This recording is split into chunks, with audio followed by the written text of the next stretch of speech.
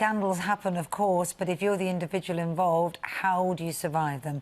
And what impact does it have on your nearest and dearest? Well, we're now joined by the former Conservative MP, Jonathan Aitken, who was jailed for perjury and contempt of court while he was in government. Good morning to you. Good morning. I mean, obviously, a completely different situation where you're concerned, but you've been through this type of having to rebuild your life after something has happened.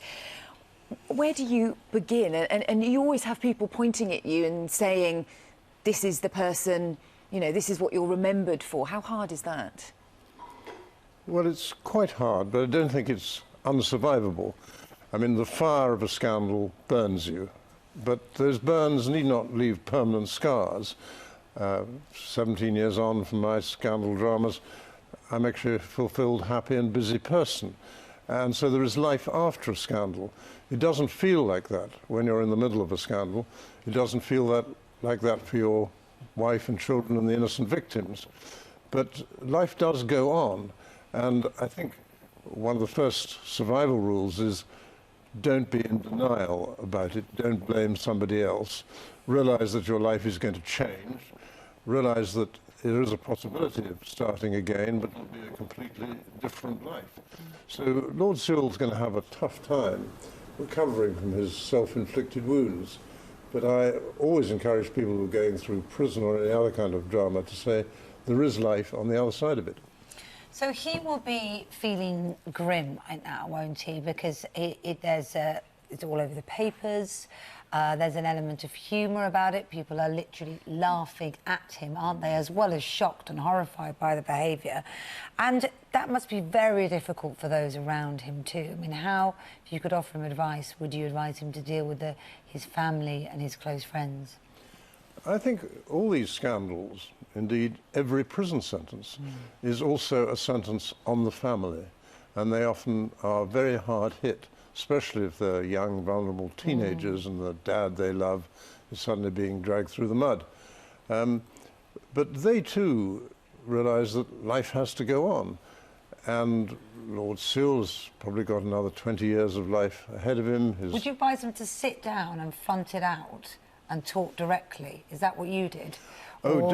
definitely. You've got to sit down with your children and say, above all, I'm sorry.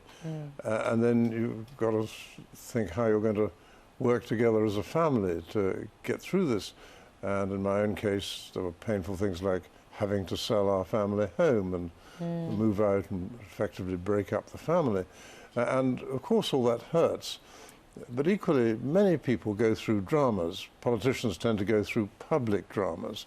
But private dramas can be just as dramatic. But I imagine it's harder when it's all played out. Oh, sure. In the public, when we see, you know, all of this splashed across the newspapers. On an ongoing basis, though, how hard is it going to be for him? Because presumably you've been in the situation as well, where even now, however many years later, do you still sense people are maybe sort of, you know, nudging each other, saying, oh, that's, you know, that's Jonathan Aitken, that's what happened to him? I think there's a bit of that. I mean, I'm frequently referred to as the disgraced ex-cabinet minister. I don't mind that, first of all. It was true. But you have to get over all that and say, well, I've now got an interesting life doing all kinds of interesting things, not least in the charitable field for ex-offenders in my own case. And happiness and satisfaction are possible the other side of a scandal. Is there an element of self-delusion when you're in a position like that?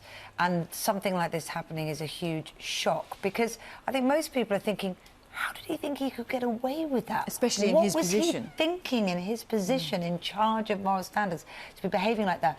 Do you think it sort of reveals that there was a bit of a dislocation between the reality of his life and the image of himself he had? Absolutely. Power is a drug.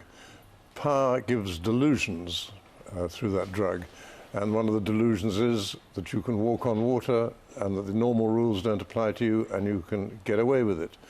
And for better or worse, reporters are the sort of detectives of democracy, and they don't let people get away with it.